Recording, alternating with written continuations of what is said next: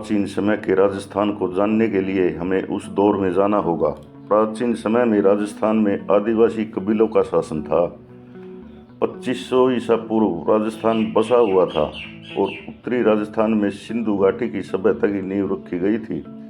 सबसे पहले भील और मीणा जनजाति के लोग इस क्षेत्र में रहने के लिए आए थे।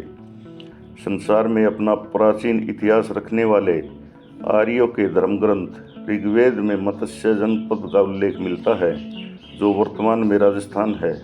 महाभारत कथा में भी मत्स्य नरेश विराट का उल्लेख मिलता है, जहां पांडवों ने अज्ञातवास बिताया था। 13वीं शताब्दी में पूर्वी राजस्थान और हाड़ौती पर मीणा तथा दक्षिणी राजस्थान पर भील राजाओं का शासन था। उसके बाद मध्यकाल में राजपूत जाति के विभिन्न राजाओं ने यहाँ शासन किया और उन्होंने जिन जिन भागों पर शासन किया था, उन भागों का नामकरण अपने वंश और उस भाग में बोले जाने वाली बोली और स्थान के अनुरूप कर दिया।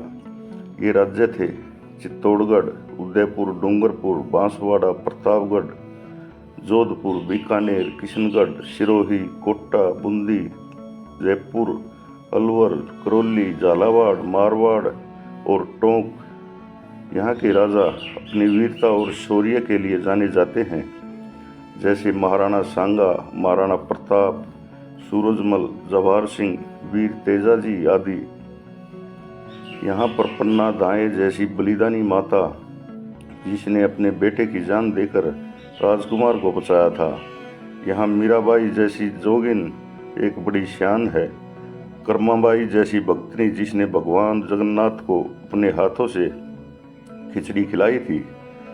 इन राज्यों के नामों के साथ साथ कुछ भूभागों को भौगोलिक विशेषताओं के कारण भी जाना जाता रहा है। जैसे राजस्थान के तत्काल भागों के नाम वहाँ बोले जाने वाली बोली पर रखे गए हैं।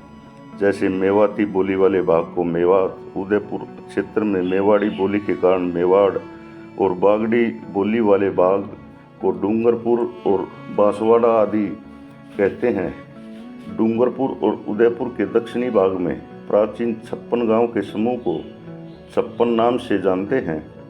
माही नदी के तटीय भूभाग को कोयल के नाम से जानते हैं तथा अजमेर मारवाड़ के पास वाले कुछ पठारी भागों को उमरपाल की संज्ञा दी गई है।